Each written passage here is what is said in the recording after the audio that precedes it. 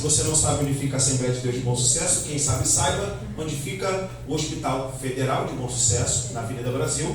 Do lado ali do Hospital Federal de Bom Sucesso tem a Assembleia de Deus de Bom Sucesso. Tem o pastor, o nome do meu pastor chama-se Jaime Soares da Silva.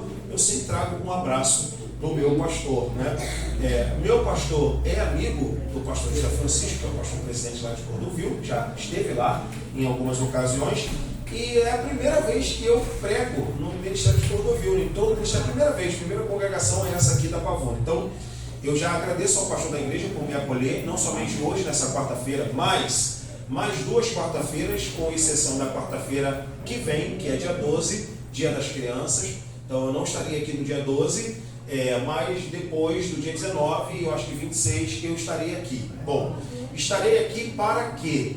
Eu estarei aqui para a gente dar um estudo sistemático, bíblico, teológico, sobre a vida de um dos principais bandeirantes da fé cristã, Paulo de Tarso. Então a gente vai ter aqui uma série de encontros que eu penso que vai acrescentar a sua vida espiritual e de certa forma vai acender uma paixão, um amor pela Sagrada Escritura que nós muitas vezes achamos que temos, mas na verdade podemos não ter. Aí você fala, por que não ter? Porque a gente está acostumado a ouvir a palavra de Deus através do recurso da pregação. Então a gente associa, eu vou aprender a palavra de Deus ouvindo pregação.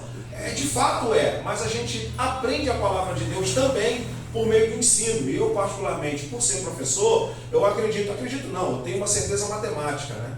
Uma certeza matemática de que através dos cultos de ensino, de doutrina, de reflexão, de exposição da palavra de Deus, se capta muito mais conteúdo a respeito da palavra de Deus do que necessariamente por meio da via da pregação. Levando em consideração que a pregação, objetivamente, tem a missão de cumprir o desejo de conduzir o pecador à redenção em Cristo Jesus. Já o culto de ensino, ele já tem a missão de poder edificar aquele cristão, por que não dizer, o cristão mais velho, o cristão mais maduro, o cristão que já tem 10 anos, 15 anos, 20 anos na fé cristã. Então, o desejo do meu coração é a gente começar a expor esse conhecimento para que, de certa forma, possa ser traduzido em vida espiritual para o seu coração e para a sua vida espiritual. Ponto. Eu tenho 3 encontros com vocês a começar por hoje. E eu tenho muita coisa para poder falar, até porque Paulo escreveu 13 cartas, fora a vida dele e a teologia dele. Então eu preciso fazer algumas combinações aqui com vocês. Eu vou pedir assim a sua participação nesse sentido. Ou seja, é possível a gente estudar Paulo dedicando essa quarta-feira para a gente poder falar sobre a vida dele, ok? Então hoje eu não vou falar sobre as cartas dele e também não vou falar sobre os principais pensamentos de Paulo. Então hoje, já, nós vamos falar só sobre a vida dele. Quem era a vida dele, o passado dele. Paulo era casado? Não era? Estudou aos pés de Gamaliel? Como é que funciona? Como a gente pode rastrear o conhecimento acerca da vida de Paulo? Levando então em consideração que hoje a gente vai tirar esse tempo para poder falar isso dele. Semana que vem eu já não vou falar nada da vida de Paulo, porque eu tenho 13 cartas para poder falar. Então, semana que vem, dia 12. Então, na semana seguinte, dia 19, eu vou falar então sobre as cartas de Paulo. É possível ler Paulo cronologicamente? Como a gente pode se situar aí numa espécie de mapeamento para entendermos as 13 cartas que o apóstolo Paulo escreveu? Você certamente se depara com a primeira carta de Paulo como sendo a carta de Paulo aos Romanos.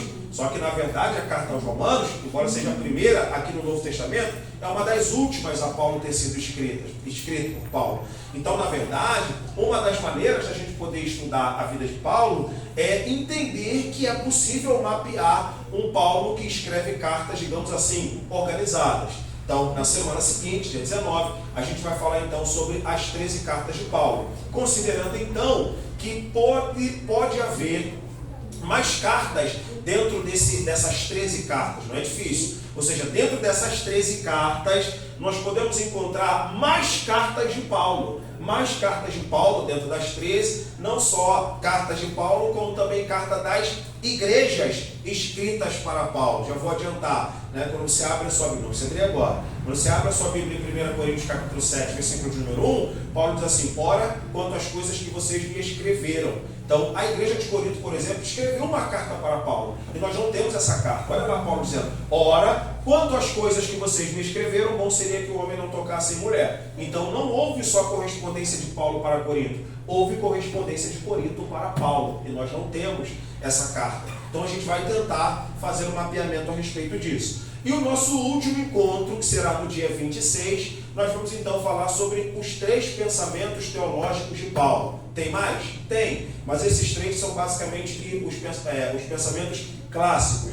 Vamos falar sobre a teologia da graça, da onde Paulo tira a noção de graça divina, que é, digamos assim, uma proposta nova para as religiões daquela ocasião. Nós vamos falar sobre Paulo e a teologia da cruz, ok? Paulo vai trazer a dinâmica da cruz para o seio da pregação cristã. E por fim nós vamos falar sobre a justificação pela fé, que seria, digamos assim, o principal título teológico da produção literária de Paulo. Sendo assim, eu acho que a gente já conseguiu fazer uma divisão, ok? Então hoje vamos falar da vida dele. Semana seguinte falaremos das cartas dele. E por fim falaremos da teologia dele. Os irmãos concordam com isso? Por favor, digam amém. Amém. Muito bem, obrigado. Diante disso, eu vou convidar você então a abrir a sua Bíblia e aí a gente já começa. Vamos lá. Bom, vamos começar por Atos dos Apóstolos, capítulo de número 7. Uma outra coisa que eu também preciso dizer é que vou passar uma projeção. Eu acredito que vai estar passando aqui, né? Está todo mundo conseguindo ver aqui? A minha esquerda? Muito bem. Então eu vou olhar para a minha direita e você vai olhar para a sua esquerda na hora exata. Então a gente vai usar aqui 2 sentidos. Você vai usar o seu ouvido para me ouvir e os seus olhos para poder captar ali as imagens. Eu falo muito rápido e a tendência é que eu fale mais rápido ainda, mas eu vou tentar ir devagar, tá bom? Vou tentar ir devagar. E às vezes eu pergunto assim: estou indo rápido demais? Aí você seja sincero: pastor, tá. Aí eu vou diminuir. Como a gente está aqui num culto de ensino, a gente não, pelo menos a meu ver, quem determina é o pastor, a gente não precisa ter aquele formalismo comum como a gente tem em culto de celebração. Então, digamos assim, sinta-se em casa, é para fazer baderna, mas é para a gente poder se sentir à vontade, confortável, para que o conhecimento então possa fazer morada dentro das nossas emoções. Amém, pessoal? Amém? Eu, pelo menos, eu quero ficar à vontade, como o pastor já tem me deixado. Vamos lá então. Atos dos Apóstolos, capítulo de número 7. E o versículo de número 54. Vamos começar ali. E ouvindo eles isto, enfureceram-se o seu coração e rangiam os dentes contra ele. Mas ele, estando cheio do Espírito Santo e fixando os olhos no céu, viu a glória de Deus e Jesus que estava à direita de Deus. E disse-lhe: eis que vejo os céus abertos e o Filho do Homem que está em pé à mão direita de Deus. Mas eles gritavam com grande voz, tamparam os ouvidos e arremeteram unânimes contra eles. E, expulsando-os da cidade, o apedrejaram. As testemunhas dispuseram as suas vestes aos pés de um jovem chamado Saulo. Aos pés de um jovem chamado Saulo. Só até aqui, Bíblia aberta. Está sendo gravado ou está sendo só transmitido?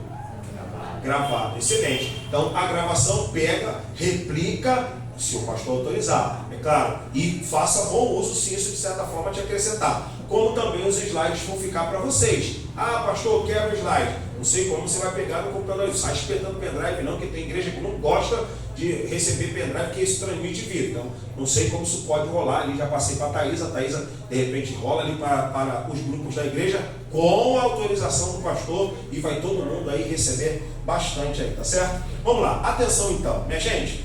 A morte de Estevão, ela tem total relação com a vida de Saulo de Tarso. Saulo, falando da sua vida pré-cristã, ele é conhecido como sendo um homem perseguidor, ácido, carrasco, cruel, ensandecido contra uma seita. Ele não considera isso ainda uma religião, ele considera isso uma seita. Então, normalmente, sempre que as pessoas pensam a respeito do Saulo de Tarso, o consideram um homem assim, muito hostil, muito perseguidor. Por que não dizer assim, um matador, um assassino, um exterminador de crentes? Isso é verdade? Sim, parcialmente é. Ao mesmo tempo, a gente tem algo que pode servir aqui para nós de ponto de partida para a reconfiguração da sua imagem, que é a seguinte pergunta. Eu faço essa pergunta agora. Se Paulo era tão ruim, tão mau, tão cruel, sendo ainda um jovem, e aqui é um jovem com menos de 28 anos, menos de 28 anos, então você tem aí uma conversão do Paulo que vai de 25 a 28. De 0 a 25 anos, Um jovem criado na tradição judaica, um fariseu, um escriba, ok? Um homem jurista, portanto, vou chegar nessa parte. Um homem prodígio, que com 25 anos já alcança, digamos assim, um título para pertencer à escola farisaica. Vou explicar melhor para vocês, tá? Então a gente já pode mostrar para vocês com total segurança que Paulo se converteu com 25 a 28 anos, não mais do que isso, e também não menos do que isso. Com 28 anos, esse jovem fanático, apaixonado pela religião judaica, ele não tem coragem de lançar pedras sobre um outro jovem chamado Estevão. E agora quem pergunta sou eu. Se Paulo é tão mau, tão cruel, tão carrasco, tão hostil, tão assassino, eu entenderia que ele deveria ser o primeiro a atirar pedras em Estevão. Mas ele não atira pedras em Estevão, então somente segura as vestimentas daqueles que o apedrejavam. E isso quer dizer para nós um sinal. Aqui tem para nós um sinal. Porque se Saulo lidera uma campanha de perseguição e de repressão contra os cristãos, saindo da Palestina e indo, portanto, até a Síria, mostrando risco maior de receber uma espécie de contra-ataque, eu pergunto, por que Paulo não atirou pedras em Estevão? Por quê? O que Estevão tinha de tão especial para ele decidir não pôr as mãos? Ele consente, segura as vestimentas, mas não taca a pedra. Bom, aqui então vão as notícias mais recentes sobre a constituição da identidade de Paulo, da vida de Paulo. É bem provável que Estevão e Paulo tivessem sido amigos de judaísmo antes da conversão dele aqui que eu digo Estevão. Estevão é um homem que influenciou muito o apóstolo Paulo. Então, de que maneira a gente pode constatar essa influência de Estevão sobre Paulo? Espero não estar indo rápido demais. Quem é psicólogo sabe responder isso tecnicamente. Sempre que Paulo dá depoimento da sua conversão, 3 vezes em Atos dos Apóstolos, das 3 vezes em que se é mostrada a testemunha da sua conversão, 2 vezes ele menciona o fato do Estevão. Ou seja, a morte de Estevão ficou na cabeça de Paulo. Eu vou ficar falando toda hora, Paulo e Saulo, você já sabe que eu estou falando do Saulo pré-cristão, tá bom? Então, é sempre que Paulo dá testemunho da sua conversão, ele diz, porque eu estava lá, no dia em que o sangue da sua testemunha, Estevão, estava lá. Então, aconteceu alguma coisa no dia da morte de Estevão, que aquilo ficou na cabeça de Saulo de Tarso. Então, o que a gente entende, os especialistas entendem? Das duas, uma, ou Paulo não conseguiu atirar pedras em Estevão, porque ali estava o seu antigo companheiro de judaísmo, ou o Saulo já estava, digamos assim, sensibilizado com as conversões que estavam acontecendo na sociedade nos últimos dias. Teoria que eu defendo, mas não é só minha. É bem provável que homens como Marcos, Barnabé, Simão, Cirineu, Estevão, Filipe e tantos outros já tivessem sido amigos de Saulo de Tarso antes da conversão de ambos ao cristianismo. Tá? Temos uma base para isso? Sim. Temos uma base que mostra para nós um Paulo fazendo a sua primeira pregação após a conversão dele em Jerusalém, e ele vai pregar justamente para esse grupo. Eu vou pedir que você seja ágil no manejo da palavra de Deus, porque a hora vai voar. Vamos lá, Atos dos Apóstolos, capítulo de número 9, Atos 9, e o versículo de número 28, Atos 9, 28. Diz assim a palavra do Senhor: e andava com eles em Jerusalém, entrando e saindo. Verso 29. E falava ousadamente no nome de Jesus. Falava e disputava também com ele contra os gregos, mas eles procuravam matá-lo. Sabendo, porém, os irmãos, o acompanharam até Cesareia e o enviaram a Tarso. Só até aqui, olha para cá, por favor. O que está acontecendo? Aqui o Paulo já está convertido e está pisando em Jerusalém pela primeira vez após a sua conversão. Estou adiantando, depois eu vou voltar, vou fazer isso o tempo todo. Quando Paulo pisa em Jerusalém, agora crente, batizado nas águas por Ananias e batizado no Espírito Santo por Jesus, ele volta e decide pregar pela primeira vez em Jerusalém. E onde ele vai pregar? O texto acabou de dizer para nós: falava ousadamente no nome de Jesus, falava e também disputavam contra quem? Contra os gregos, mas os gregos queriam matá-lo.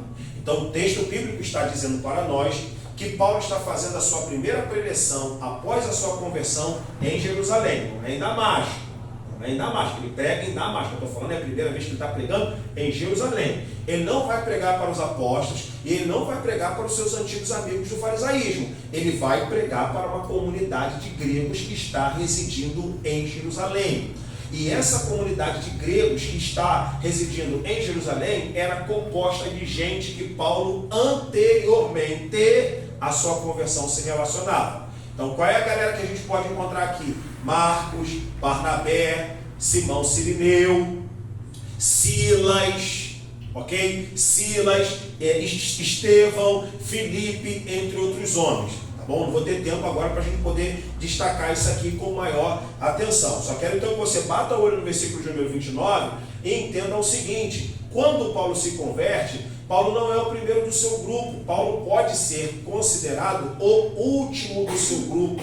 Repita após mim, por favor, último. Só um pouquinho mais forte, último.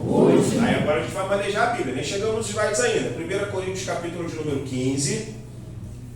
1 Coríntios capítulo de número 15. Hoje eu só vou falar sobre a vida dele. 1 Coríntios capítulo de número 15. E o versículo de número 7. Deixa eu achar aqui. Depois foi visto por Tiago, e depois por todos os apóstolos, e depois por derradeiro de todos apareceu a mim como um abortivo. O que é derradeiro de todos? Último. Último. Último.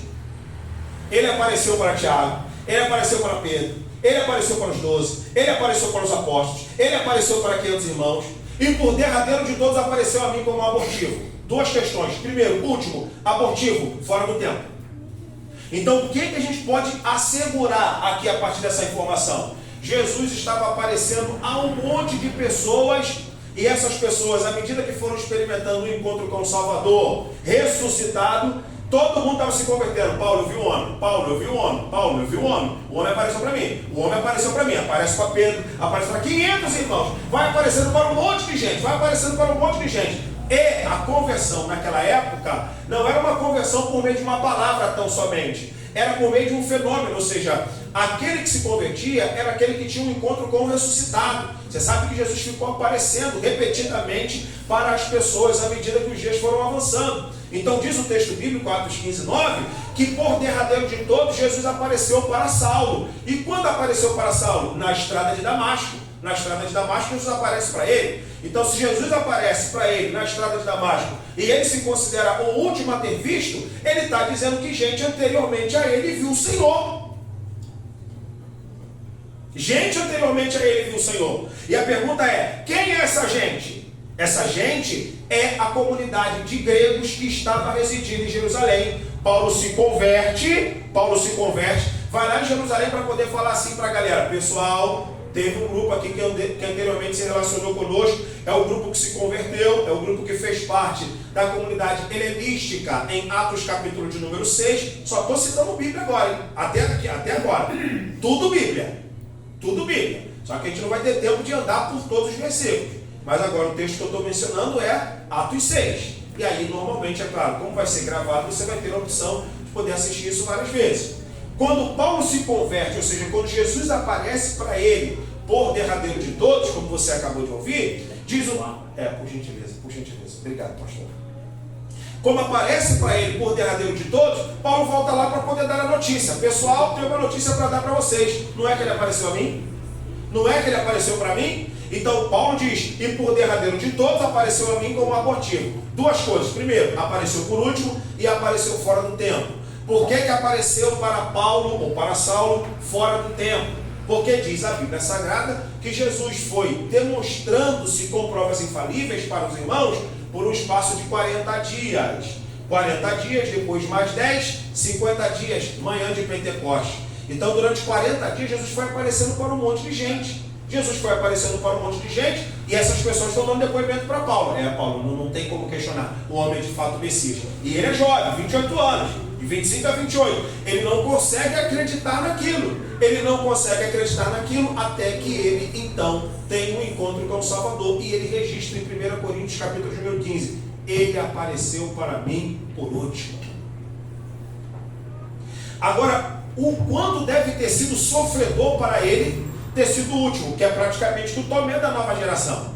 É como se fosse o seguinte: olha, apareceu para mim, viu o Senhor, viu o Senhor, viu o Senhor, viu o Senhor, viu o Senhor. E essa galera que está vendo o Senhor está rompendo laços com essa comunidade grega em Jerusalém e está se filiando à igreja apostólica.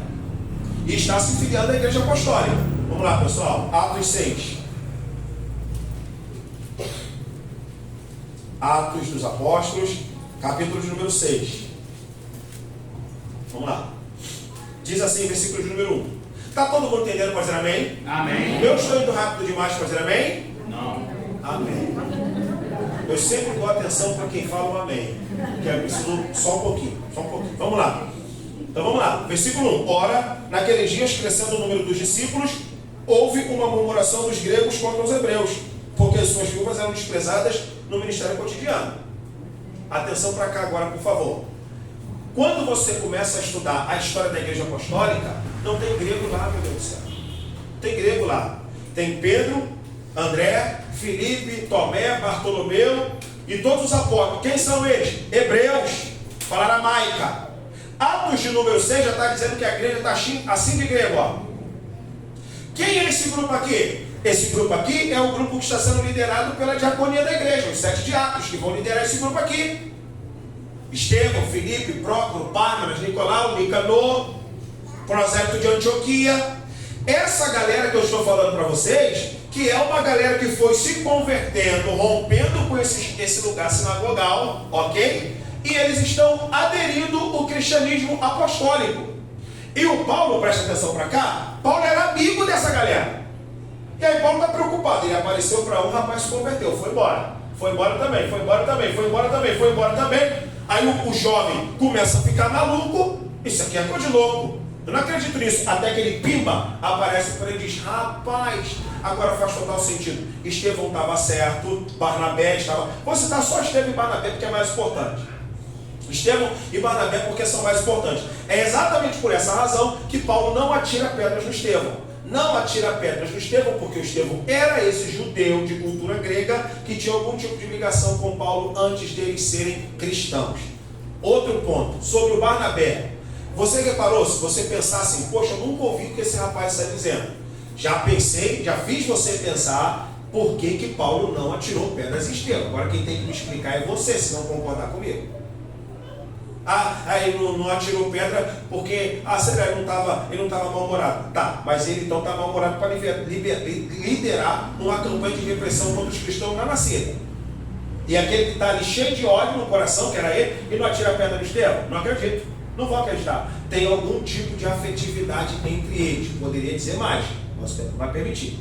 Sobre o Barnabé, Paulo se converte na estrada de Damasco, passa um tempinho lá na estrada de Damasco, voltou para Jerusalém, só que o pessoal que mora em Jerusalém tem na mentalidade dele que esse cara é bandido, esse cara é assassino, esse cara é matador, não vou receber esse camarada na igreja. O Saulo sabia que não seria bem acolhido na igreja. Como ele sabia que não seria acolhido pela igreja, que a igreja não ia acreditar na conversão dele, ele procurou quem? Um mediador. E quem foi esse mediador, diz a Bíblia? Barnabé.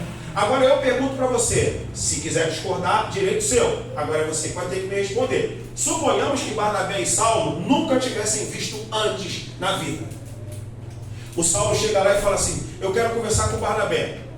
Está escrito assim, em Atos capítulo de número 9. Eu quero conversar com Barnabé. Barnabé, me converti, quero ser apresentado entre os apóstolos. Se não tivesse havido nunca uma conexão entre os dois, você apresentaria essa pessoa na igreja sem saber de onde ela veio, sem saber se a sua conversão era genuína? Eu não estou falando de um pangaré, não. Eu estou falando do Saulo que liderou a principal campanha de repressão contra os cristãos. Ou seja, é um homem altamente perigoso. Você colocaria no meio de idosas e no meio de crianças, assim, botando a mão no fogo: galera, eu acredito que esse cara se converteu, sem nunca ter ouvido dele antes? Ninguém vai acreditar, meu Deus do céu. Então diz a Bíblia Sagrada que quando Saulo aparece na igreja primitiva e diz assim: eu preciso falar com Barnabé. Vamos ler? Atos dos Apóstolos, capítulo de número 9. Atos dos Apóstolos, capítulo de número 9. E o versículo de número 25. 25 não, 26. Diz assim: e quando Saulo chegou a Jerusalém, procurava juntar-se aos apóstolos, mas todos o temiam, não crendo que fosse o quê?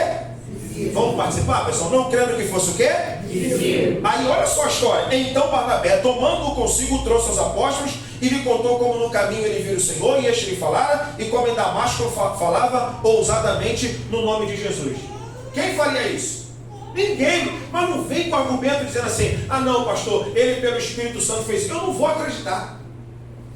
Se não houvesse algum tipo de conexão entre o Barnabé e Saulo na vida pregressa, o Barnabé jamais chegaria na igreja primitiva e falaria assim: ó, pessoal, calma aí, deixa eu explicar. O homem se converteu, provavelmente teve um encontro com o Barnabé a sós antes de ser conduzido publicamente à igreja de Jerusalém, e o Barnabé falou assim: ó, eu vou interceder por você. Aí o Barnabé chega, ninguém acreditou na conversão do Saulo.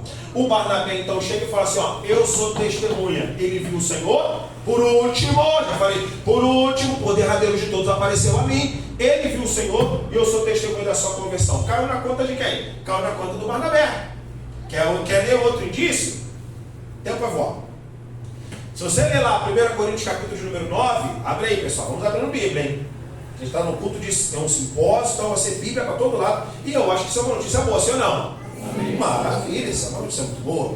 Falar tudo isso e falar dentro da Bíblia é a melhor coisa que tem. 1 Coríntios capítulo de número 9. 1 Coríntios capítulo de número 9 e o versículo de número 5. Diz assim: muito bem. Não temos nós direito de levar conosco uma mulher irmã, como os demais apóstolos, os irmãos do Senhor e Cefas? Ou porque só eu e Barnabé não temos o direito de deixar de trabalhar? Quem jamais milita a sua própria custa? Quem planta uma vinha e não come do seu fruto? Ou quem apacenta o gado e não come do leite do gado? Olha o que esse texto está dizendo. Porque só eu e Barnabé não temos o direito de deixar de trabalhar. Ou porque só eu e Barnabé não levamos conosco uma mulher irmã, como os demais apóstolos, os irmãos do Senhor e Cefas. Notícia escandalosa para quem nunca ouviu. Você sabia que a igreja de Jerusalém pagava, bancava o apóstolo, a mulher do apóstolo e os filhos do apóstolo? Aqui Paulo dizendo: porque só eu e Barnabé não temos o direito de levar conosco para quem? As irmãs para as missões. Como os demais apóstolos, os irmãos do Senhor, todo mundo casado levando a mulher e a igreja bancando ele e a esposa. Os irmãos do Senhor, vírgula, e Pedro. Está aqui, ó. Paulo falando que a igreja está bancando os apóstolos e a igreja bancando as mulheres dos apóstolos. Quando eu digo mulheres dos apóstolos, eu digo mulheres respectivamente de cada apóstolo. Aí Paulo está dizendo: então por que eu e Barnabé não temos o direito de viver o mesmo? Uau, interessante. Ele e Barnabé, quando você entende essa mulher irmã, essa expressão mulher irmã, é esposa, tá, gente? É esposa. Paulo está dizendo que a igreja de Jerusalém está fazendo missão, mas o apóstolo não vai sozinho, não. O apóstolo leva a varoa. E graças a Deus por isso, amém, irmão? Amém, pelo amor de Deus. Vou te mandar para o campo missionário. Amém, eu vou. E a minha esposa vai comigo. Está aqui, ó. E a gente acha que é porque a gente tem aquela visão romântica da coisa. Eu vou te mandar lá para um outro país e você vai sozinho. E os apóstolos deixaram filhos, deixaram a mulher, deixaram sogras e sogros e vai deixar tudo lá? Não, porque só eu e Barnabé, não temos o direito de levar conosco uma mulher irmã. Olha a turma como é ampla. Como os demais apóstolos, os irmãos do Senhor e Cefas. Cefas é Pedro no aramaico. Então a igreja está bancando todo mundo, só que ele assim: eu e Barnabé não. Ué, como assim você e Barnabé não? É bem provável que houvesse uma ligação estudantil entre Barnabé e Paulo. E aqui a gente pode chegar então no âmago da questão. Paulo era casado? Paulo não era? Esse texto está querendo dizer para nós que Paulo, pelo menos no desenvolvimento do seu ministério, não está com esposa ao lado. Mas ele diz que tem direito de ter. Tem direito de ter uma esposa para ser bancada pela igreja, mas ele não tem. Ele não tem. Então isso aqui, de certa forma, acusa que Paulo, no desenvolvimento do seu ministério, não tem nenhuma esposa. Então, qual é a realidade do apóstolo Paulo? Paulo era solteiro ou Paulo era viúvo? Eu acredito que Paulo era solteiro. Não somente o Paulo era solteiro, mas provavelmente o Barnabé também. Porque só eu e Barnabé não temos o direito de levar esposas. Não levamos esposas para as missões, porque é bem provável que houvesse uma espécie de decisão arbitrária para que esses homens não tivessem esposas. E aí você fala: mas pastor, a coisa é um pouco sinistra, porque naquela época ser casado era honroso, eu sei que era, mas não ser casado era honroso também, porque uma pessoa que não casava, não era uma pessoa que não casava para ficar de flosor, não se casava para poder se dedicar integralmente à obra de Deus, era mais honroso ainda. E havia várias literaturas naquela época que mostravam uma fundamentação agradável quanto a isso. É como se fosse o seguinte: nós protestantes temos dificuldade de aceitar a coisa. Eu fiz o mestrado em teologia em colégio católico, eu fiz o mestrado em teologia na PUC Rio. Então lá na PUC, pelo amor de Deus, não nos julgue, não me julgue também, né? Pelo que eu vou dizer aqui. Mas quando a gente observa, pelo menos eu observei isso, quando eu tive essa visão, fiquei impactado, porque eu conheci muitos padres que vivem enfurnados nas paineiras, lá na Floresta da Tijuca, ok? E vivem trancados num cômodo talvez menor do que esse 2 vezes, rodeado de livros. E aí eu fico pensando, irmão, ser casado já é um desafio para se manter integralmente casado com uma única esposa até que a morte nos separe. Imagine viver até a morte sem uma. Homens, respondam. Se você conseguiria. Teria ou não teria que ter um nível de espiritualidade profundamente grande para suportar os dias de aflição e de solidão?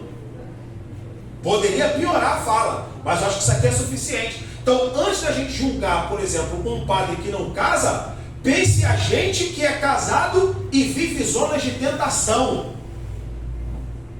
tendo esposa.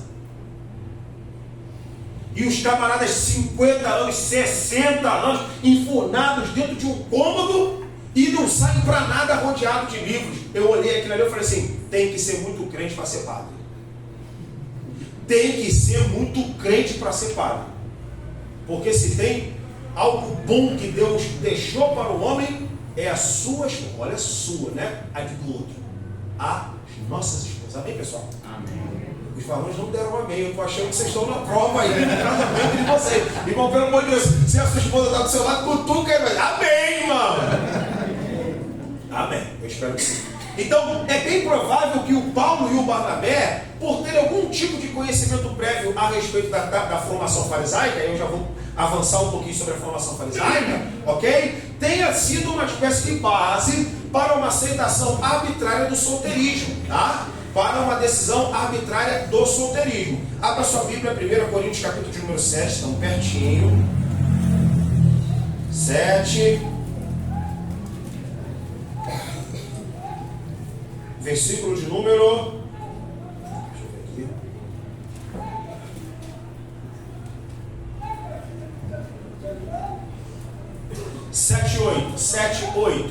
7:8. Diz assim: digo, porém, aos solteiros e às viúvas, que lhes é bom se ficarem como eu. Eu como? Eu solteiro ou eu viúvo? Não sabemos. Só sabemos com toda certeza que Paulo não é casado. Olha o que ele está dizendo, olha para o texto novamente. Digo, porém, aos solteiros e aos viúvos, que é bom que vocês fiquem como eu. Eu como, Paulo? Eu solteiro ou eu viúvo? Não sabemos. Então, das duas, uma. Ou Paulo sempre foi solteiro, que é a minha decisão, ou Paulo era viúvo, ou seja, a mulher teve uma morte. Mas não é possível dizer que Paulo era casado. O texto é flagrante. Ou ele é solteiro, ou ele é viúvo. Porque ele está dizendo, eu quero que vocês sejam como eu. Eu como? Eu solteiro ou eu viúvo? Minha opção, acredite se quiser, minha opção é eu solteiro. Eu solteiro. E eu solteiro por quê? Aí ele está dizendo aqui, ó, eu e Barnabé não estamos levando mulher. Poderíamos. Não é que Deus me falou, mas foi uma decisão do Paulo estar inclinado o tempo inteiro a se dedicar aos elementos e às coisas de Deus. Está todo mundo entendendo? Pode dizer amém? Amém. Vamos lá, então estamos falando do Saulo pré-cristão. Então, esse Saulo pré-cristão, o que nós podemos configurar até agora? Primeiro, a gente consegue observar que esse homem é um fanático, um estudante, desde pequeno, que abriu mão de uma vida matrimonial para se dedicar ao encontro com a religião do seu tempo. É um homem que com 28 anos já demonstra algum tipo de hostilidade ao cristianismo, ok? E com 28 anos ele já está ciente de que alguém antes dele, que conviveu com ele, se converteu ao cristianismo. Eu poderia citar mais, mas eu acho que 2 são de bom tamanho: Estevão e Barnabé. Saulo então decide liderar essa campanha de repressão, se converte, Jesus aparece para ele, e aí a gente chega então, digamos assim, na parte da conversão de Saulo. Atos, capítulo de número 9, por favor. Atos 9. Atos 9 e o versículo de número 5. Só na minha versão, na versão de vocês, pode estar escrito de uma outra maneira. Tá bom? Versículo de número 4 diz assim, 9:4. E caindo em terra, ouviu uma voz que lhe dizia: Saulo, Saulo, por que me persegues? E ele disse: Quem és, Senhor? E disse-lhe o Senhor: Eu sou Jesus, a quem tu persegues. Dura coisa é para ti recalcitrar contra os aguilhões. Algumas versões não está escrita: dura coisa é para ti recalcitrar contra os aguilhões. Não tem problema, isso é só uma questão de versão. Uma outra hora a gente conversa sobre isso. A parte mais importante é essa parte, justamente, que pode não estar na sua Bíblia, mas estaria numa outra versão. Dura coisa é para ti recalcitrar contra os aguilhões. O aguilhão era um espeto. O aguilhão é um espeto. Quem foi da roça sabe muito bem disso. O aguilhão era um espeto através do qual você conseguia amansar um touro bravo, um boi bravo, uma vaca brava. Então você dava as aguilhoadas, e aquelas aguilhoadas, ok? Ou de agulha. As aguilhoadas, de certa forma, você amansava uma fera brava. O texto está dizendo aqui para nós, portanto, que na conversão de Saulo, Jesus fala assim: Saulo, apareci para você, dura coisa é para ti recalcitrar contra os meus aguilhões.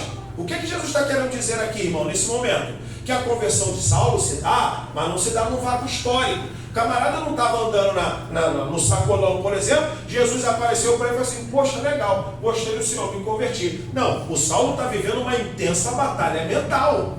Uma intensa batalha mental. Por isso Jesus aparece e fala assim: eu sou Jesus a quem tu persegues, e dura coisa para ti recalcitrar contra os aguilhões. Ou seja, eu já estou falando na sua mentalidade e você não se dá conta. Eu estou espetando a tua consciência. Em outras palavras, já viu como o Senhor nos perturba entre aspas? Quem já foi, entre aspas, perturbado pelo Senhor? Levanta a mão. A vida fica legal para a gente, não fica?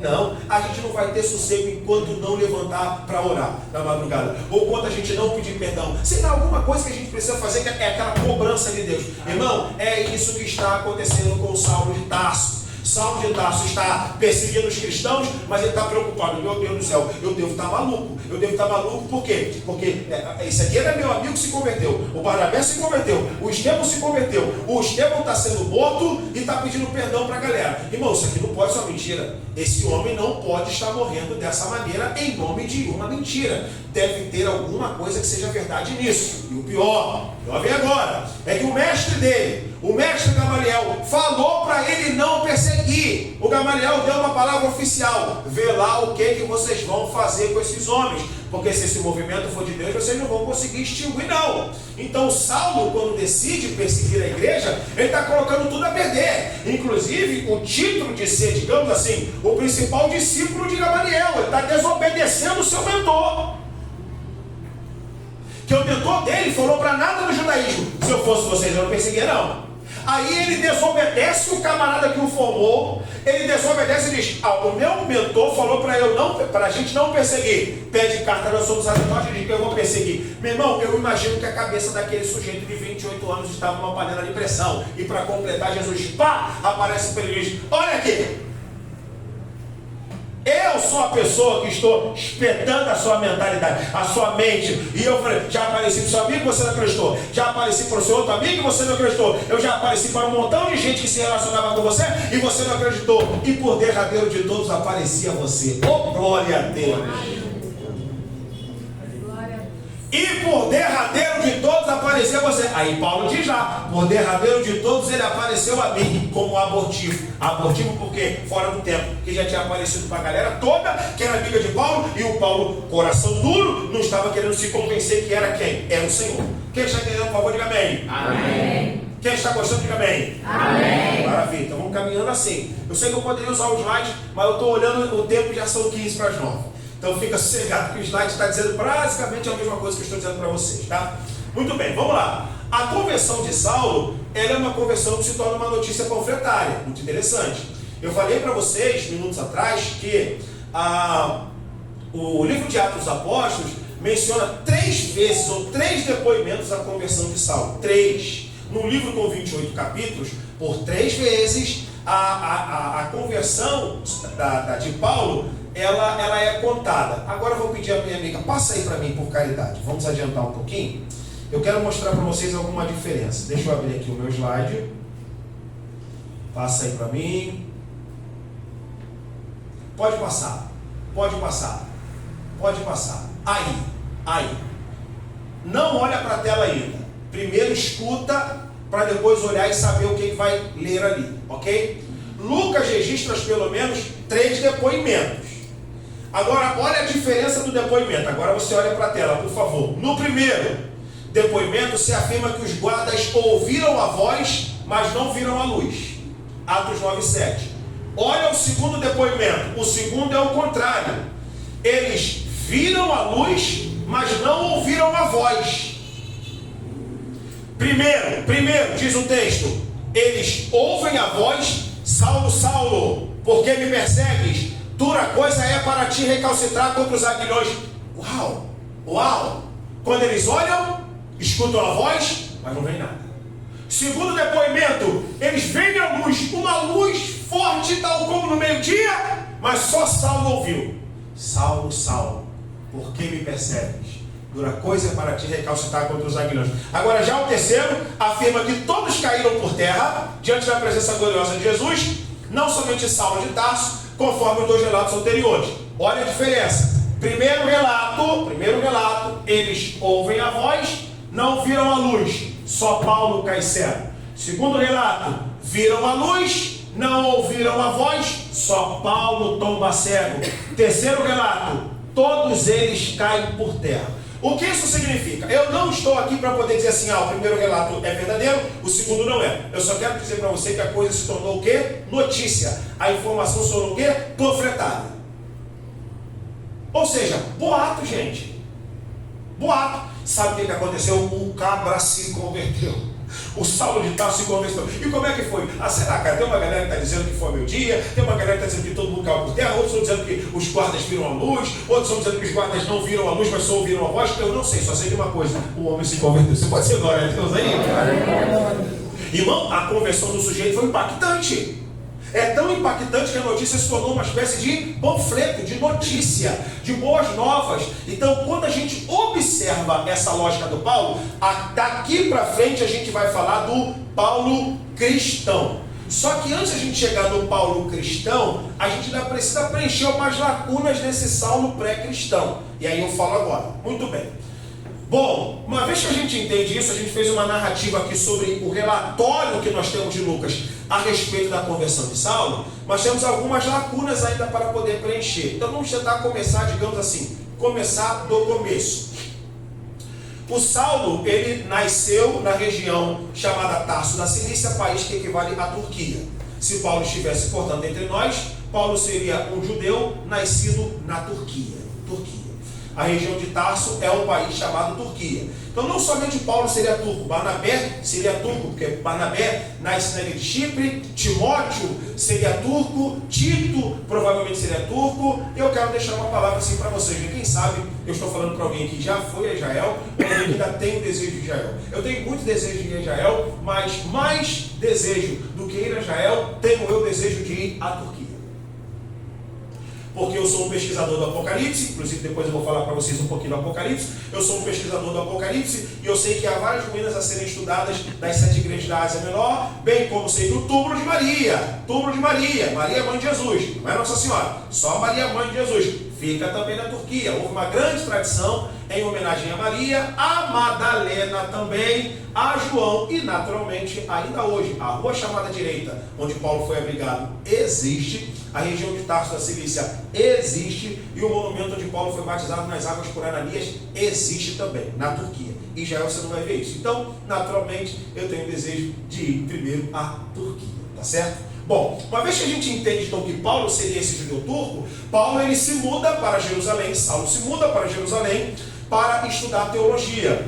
É interessante você saber isso, por quê? Porque não havia nenhum tipo de movimento farisaico fora da Palestina. É importante esse dado. Você está lendo Atos dos Apóstolos, não vai cometer esse erro. Está lendo Atos dos Apóstolos, Atos 17, Atos 18, Atos 16, Atos 19, 20 até 28, não é possível constatar fariseu perseguindo Paulo na Grécia. Porque o movimento farisaico é um movimento regional. Quer ser fariseu? Muda-se de onde você está e vem para Jerusalém, porque o movimento farisaico era só em Jerusalém. Então você vai ver Paulo sendo perseguido pelos judeus, fariseu não. Então Saulo deve ter tido uma formação elementar, geografia, filosofia, retórica, entre outros campos de saber, até seus 13, 14 anos. 14 anos, o sujeito se muda para Jerusalém porque tem desejo de estudar teologia. E diga-se de passagem, vai estudar teologia no principal reduto de formação teológica do seu tempo, que era os pés de Gamaliel. Outra coisa que você precisa saber, tá? Na época de Paulo, não se tem uma escola que é tão popular ou acessível. É só elite, gente. É só elite. Então, quando o texto bíblico diz que Paulo ele estuda aos pés de Gamaliel, alguém teve que pagar, alguém teve que custear aquele ensino. Então, naturalmente, o pai de Paulo e a mãe de Paulo talvez tiveram condições de poder mandar o seu filho para poder estudar em Jerusalém. Paulo não está sozinho em Jerusalém. Paulo tem uma irmã e Paulo tem um sobrinho. Paulo tem uma irmã e Paulo tem um sobrinho. Atos capítulo de número 23 vai mostrar, inclusive, vamos lá, Atos 23. É muita coisa para falar, né?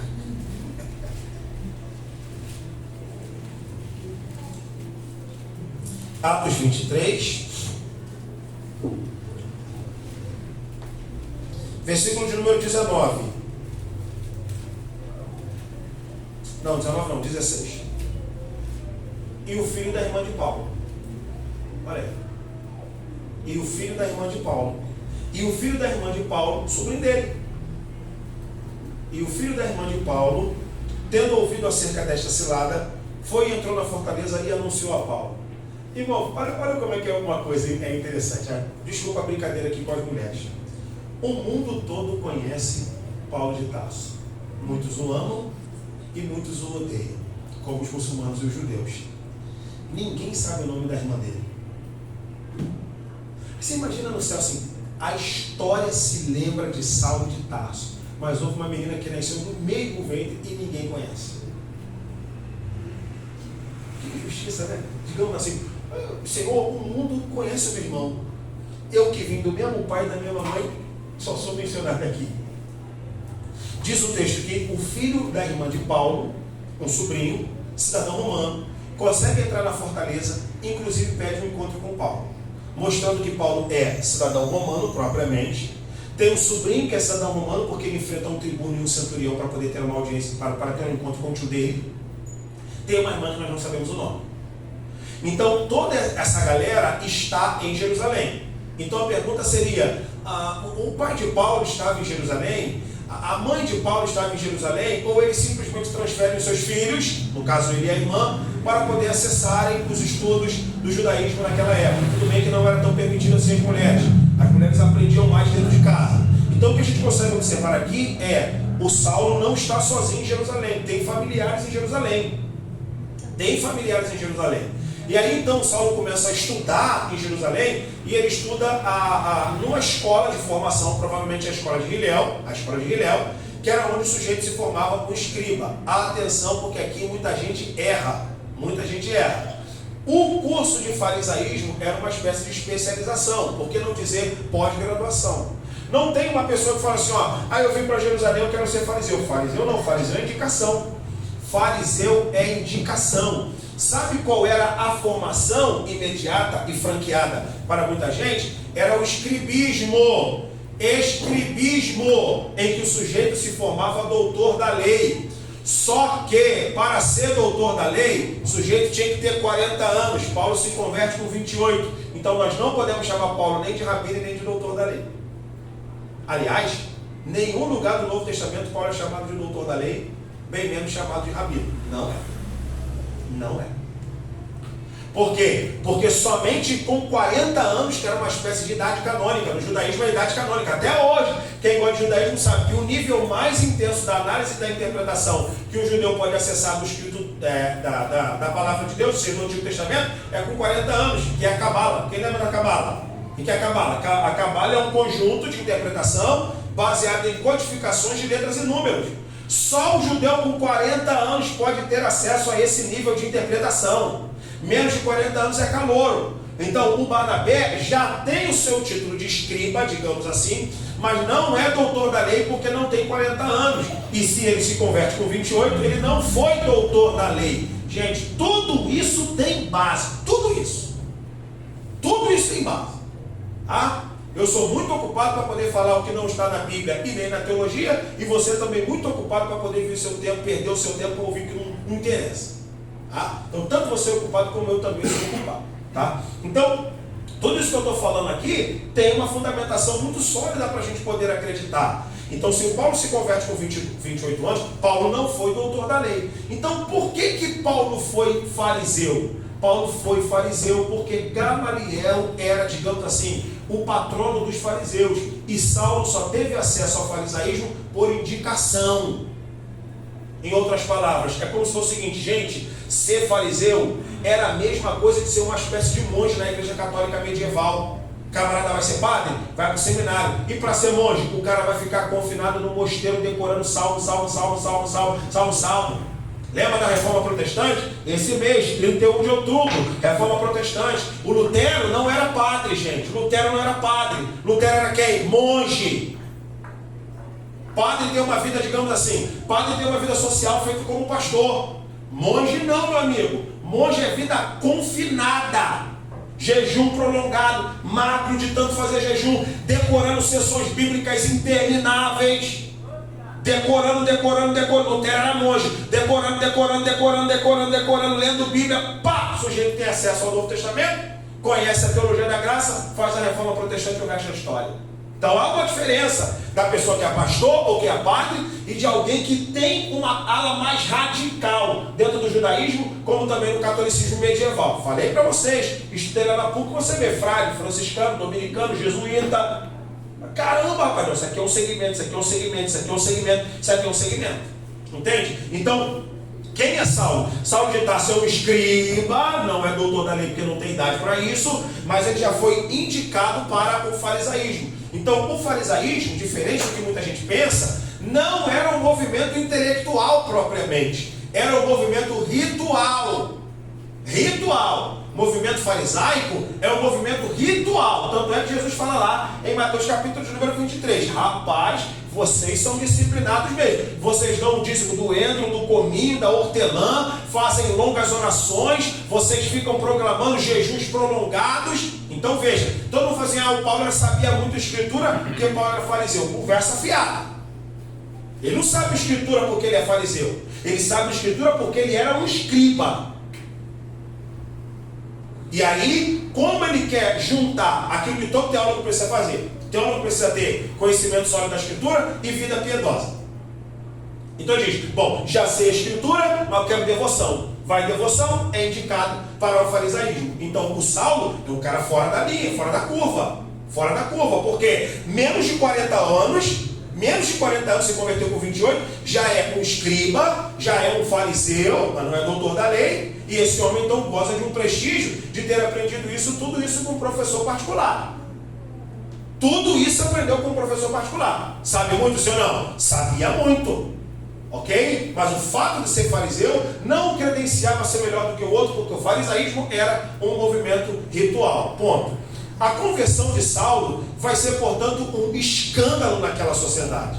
Tanto vai ser um escândalo naquela sociedade que provavelmente Paulo vai receber uma espécie de exclusões familiares até. Porque é como se houvesse um intenso investimento sobre a vida daquele homem, para que tudo isso pudesse ser explodido, digamos assim, graças à aparição do ressuscitado. Ou seja, Jesus aparece para ele, o Saulo pré-cristão, de alto calibre intelectual, poliglota, cidadão romano, fruto de um longo investimento no judaísmo, vai agora ruir, cair por terra, para ser levantado então um Saulo cristão. Repita para mim: Saulo cristão. Então agora falaremos um pouquinho sobre o nome dele. Será que o nome dele realmente é Paulo, Saulo? Qual é o nome dele? Qual é o nome dele? Não é? Então já vou acabar com o suspense. Jesus não mudou o nome dele quando o sujeito se converteu. Aí aquelas pregações, tá vendo, irmão, que quando Jesus entra na sua vida, até o seu nome ele muda. Não muda não, irmão, não muda o nome, não, continua sendo seu nome mesmo. Só que naquela época, as pessoas elas eram conhecidas pelo seu nome na língua vernacular. Ou seja, o Paulo, que nós conhecemos, tal como eu acabei de falar, ele na verdade tem por nome Saul. Saul. O nome dele é Saul, da tribo de Benjamim. O nome dele, nome de batismo, é Saul. Saul é a expressão, digamos assim, hebraica para Saul, que na verdade é Shaul, tem um Shaul, seria assim a expressão. Só que no texto grego você já tem uma outra fonética, Saulo. E quando você vai para o mundo latino, que era o mundo em que Paulo pregou, o nome dele era Paulus, com U, Paulus, U-S, Paulus. E no português você tem Paulo. E no inglês? Paul. É uma mesma pessoa. Pedro, no inglês, Peter. É a pessoa. Amém, pessoal? Então, na verdade, o que você tem é apenas uma troca de fonema. Só troca fonética. Por quê? Porque agora está no outro país. No outro país, aqui se pronuncia assim. Aqui se pronuncia assim. Aqui se pronuncia assim. Então, naturalmente, se a gente quer encontrar o nome do Paulo, o nome dele é Shaul. Shaul. Então, esse é o nome dele. É o nome de batismo. Entende? Então, diante disso, já caminhando para poder encerrar, são 9 horas e 5 minutos, mais 5 minutos eu encerro aqui. Vou mostrar para vocês aqui como pode ter acontecido a repercussão acerca da conversão de Saulo. Bem, temos aqui já uma repercussão panfletária. Agora, é possível saber alguma coisa dentro do seu núcleo familiar? Se prepare. Abra sua Bíblia em 2 Coríntios, capítulo de número 11. Eu falei para vocês que hoje eu não vou falar sobre as cartas, né? Então só estou trazendo aqui aspectos da vida de Paulo. 2 Coríntios, capítulo de número 11.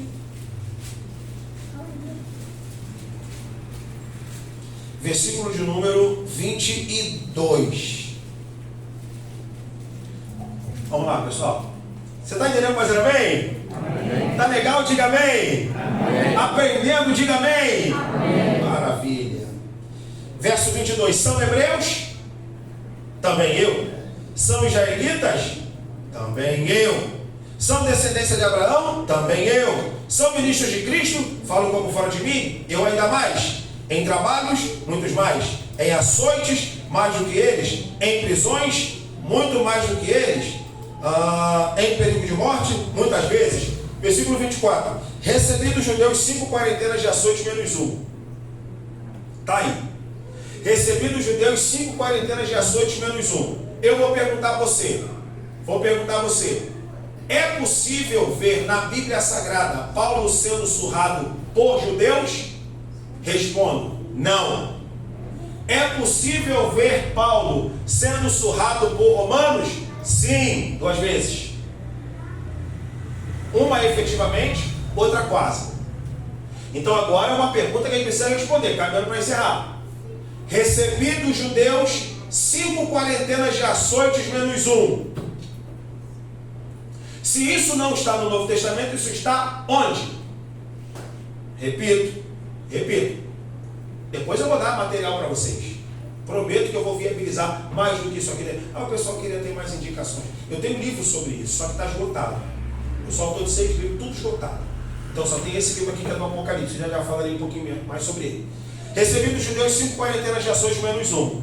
Como é que era a quarentena? A quarentena era dado, gente, para quem se rebelava contra as próprias tradições dos ancestrais. É como se fosse o seguinte: imagina se isso fosse verdade hoje. O filho está desviando, quarentena nele. O filho está inclinado a um pagode, a um funk, a um carnaval, quarentena nele. Olha Paulo dizendo: recebi 5 quarentenas. 5 vezes 4, 20. Duzentinha. Mas tirava umas assim para dar desconto, para não arredondar. Já viu aquela promoção do Guarabara? Para não dizer que é 30, fala que é 29,99. Muda o quê? Não é nada, irmão, é 30. E tem muita gente que acredita nisso, cara. É só consumidor mesmo. Tá quanto lá? Tá R$8,99. Não, é R$9, gente. É R$9. O pessoal tem, é muito mais rápido isso, mas tá quanto? É R$10. R$9. Não, e é sério que isso é intencional. Isso quer persuadir a desconsiderar os 99 centavos para que o preço não fique caro. Então, R$9,99 é uma coisa, R$10 é outra coisa. Quando na verdade na prática é o quê? Não é nada. Recebi dos judeus 5 quarentenas de ações menos 1. Então escute isso aqui. Pode ser que a parentada de Paulo tenha dado uma coça nele depois que soube da sua conversão. Recebi 2 judeus, não é do romano. Recebi 2 judeus, 5 quarentenas de ações menos 1. É bem provável que Paulo tenha voltado ao seu núcleo familiar e tendo dado relatório. Minha gente, aconteceu uma coisa comigo. Jesus de Nazaré é o Messias e eu vim aqui para poder dar depoimento para vocês. E diz a Bíblia Sagrada que o pessoal lá em Jerusalém está ouvindo a respeito das ações evangelísticas de Paulo. E diz a Bíblia: ouviram a respeito de mim e glorificavam a Deus a meu respeito. Então a gente está falando aqui sobre alguns anos obscuros que a gente não tem muita informação. Mas Paulo está dizendo assim: recebi dos judeus 5 quarentenas de ações menos 1.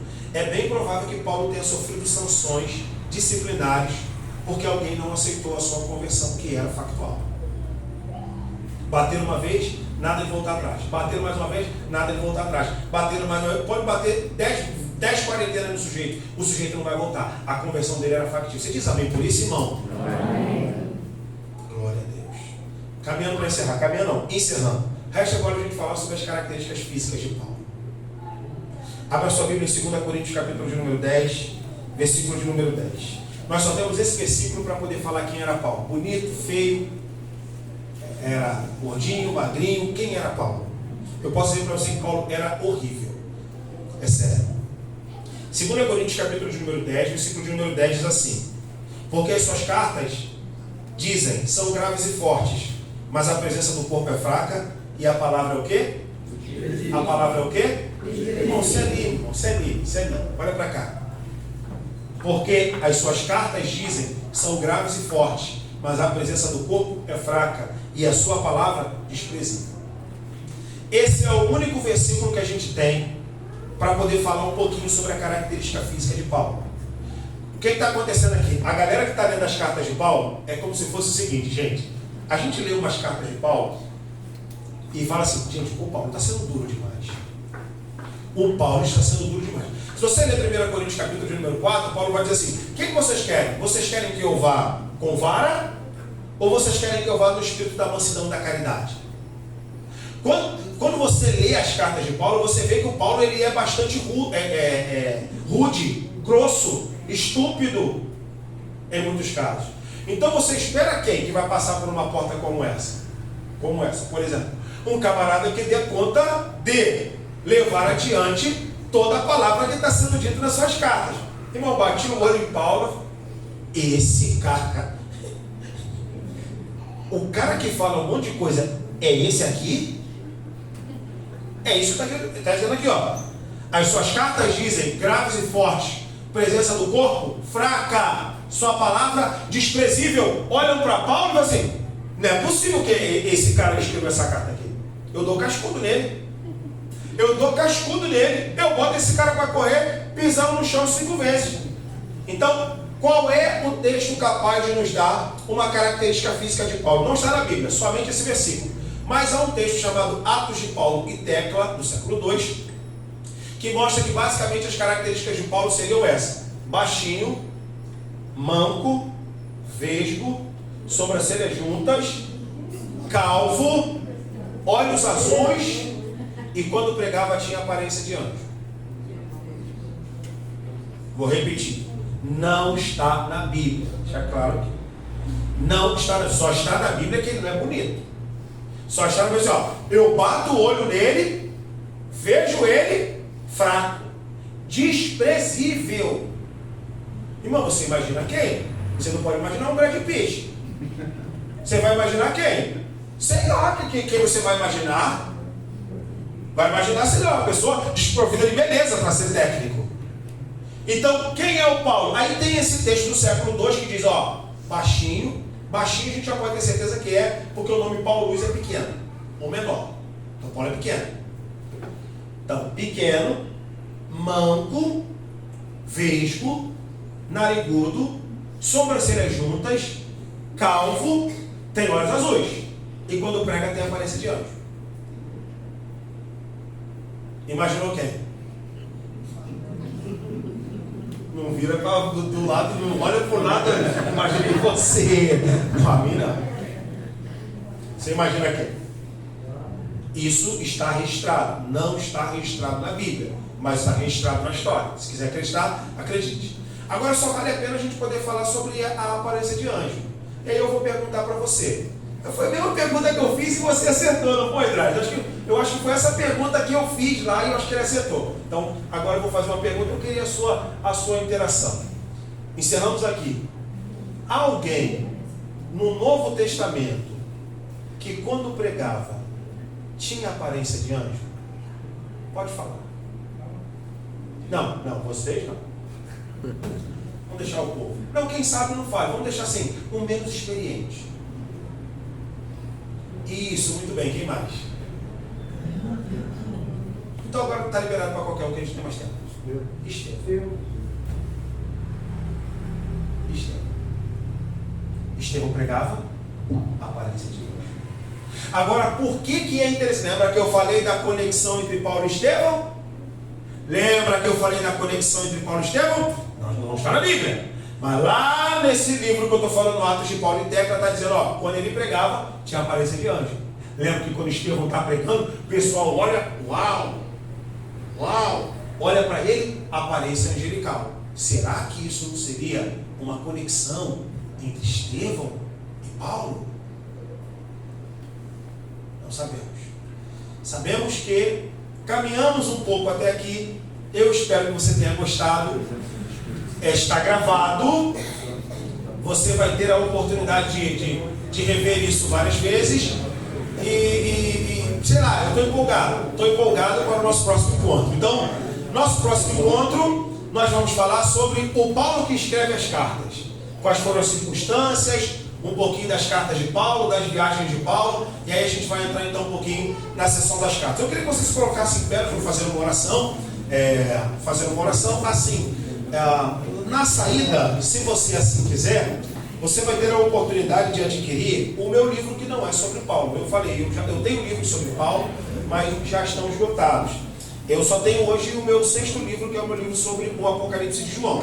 Quem sabe mais para frente, não é? O pastor nos dando essa oportunidade, sendo um encontro legal. Não sei se vocês têm um encontro dessa natureza sempre, ok? Mas caso não seja, a gente consiga veicular outros encontros sobre o Apocalipse de João. O Apocalipse de João é uma literatura que está em alta devido a esse tempo que a gente está vivendo, muitas pessoas fazendo inúmeras perguntas a respeito do livro do Apocalipse. Então eu decidi escrever um livro sobre o Apocalipse e hoje você tem a oportunidade de adquirir, se assim você quiser.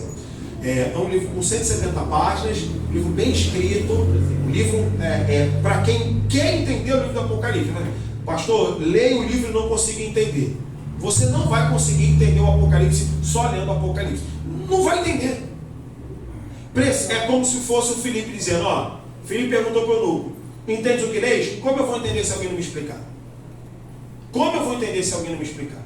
Não adianta, vai bater o olho no Apocalipse, não vai entender. Vai bater o olho no outro texto, não vai entender. Por quê? Tem que ter alguém que já fez a estrada antes de você para poder iluminar a sua compreensão. Tá? Então, eu fiz agora esse caminho, lançando esse livro do Apocalipse. Irmão, você adquirindo, você vai abençoar a minha vida também. Você vai ser abençoado, adquirindo uma literatura e você vai também me abençoar. Eu vejo muitas pessoas que presenteiam também pessoas. Eu ganho muito presente. Caneca, camisa, caneta. Não, presenteia com livro, meu Deus do céu. Presenteia com livro. Então você pode presentear uma pessoa com um livro. É uma maneira de você partilhar a palavra de Deus e levar edificação duradoura para uma pessoa. O livro custa R$40, você pode passar na máquina de cartão de crédito, débito, Pix, e você vai ser abençoado e vai abençoar a minha vida também. Tá certo? Feche seus olhos, vamos orar. Pai, obrigado, Senhor, por essa noite. Obrigado por essa oportunidade. Obrigado por esse encontro. Eu espero em Deus, contando com a força do Teu Espírito Santo, que tenha havido entre nós iluminação, compreensão da Santa Palavra de Deus, e que assim seja o nosso caminho, Senhor. Caminho para compreender a verdade da Sagrada Escritura. Eu peço a Tua bênção sobre o Teu Filho, eu peço a Tua bênção sobre esta igreja, e que o Teu nome seja glorificado para sempre. No nome de Jesus. Amém. Deus abençoe. Até a próxima, querendo Deus. Obrigado. Quantos podem dar um glória a Jesus? Glória a Deus. Aleluia. Aula abençoada. Eu quero dar aqui meu depoimento. Eu já li esse livro do Apocalipse.